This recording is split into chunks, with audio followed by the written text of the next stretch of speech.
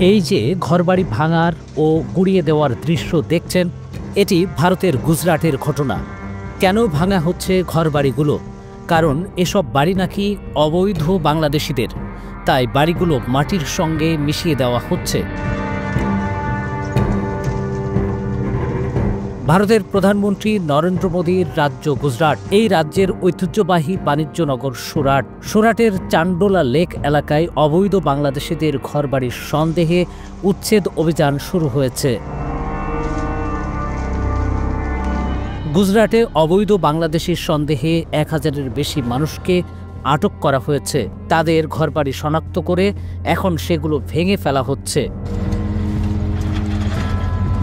মঙ্গলবার সকাল থেকে অবৈধ বাংলাদেশিদের ঘরবাড়ির সন্দেহে উচ্ছেদ অভিযান শুরু হয়েছে। আহমেদাবাদ মিউনিসিপ্যাল কর্পোরেশন এই কাজ করছে। 50টি এক্সকাভেটর মেশিন দিয়ে ঘরবাড়ি ভাঙা হচ্ছে। ঘটনাস্থলে প্রায় 2000 নিরাপত্তা কর্মী মোতায়েন করা হয়েছে। সুরাটের চান্ডোলা লেক এলাকায় বাংলাভাষী মানুষের বসবাস রয়েছে। পশ্চিমবঙ্গের বহু মানুষ সেখানে থাকেন, তবে গুজরাট রাজ্য প্রশাসন বলছে সেখানে বাংলাদেশিরাও থাকে, তাই বেছে বেছে তাদের ঘরবাড়ি নিশ্চিহ্ন করে দেওয়া হচ্ছে। এদিকে গুজরাট জুড়ে অবৈধ অনুপ্রবেশকারী সন্দেহে ধরপাকড় অব্যাহত রয়েছে। 28 এপ্রিলও নারী পুরুষ সহ অন্তত 7 জনকে আটক করার খবর রয়েছে। তাদের নাকি নিজ দেশে ফেরত পাঠানো হবে।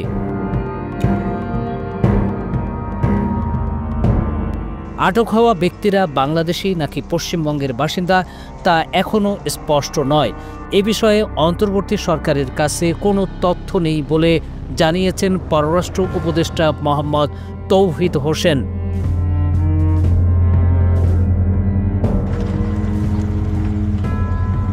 কলকাতা ব্যুরোর পাঠানো তথ্য ও ছবি নিয়ে প্রতিবেদন risingbeauty.com।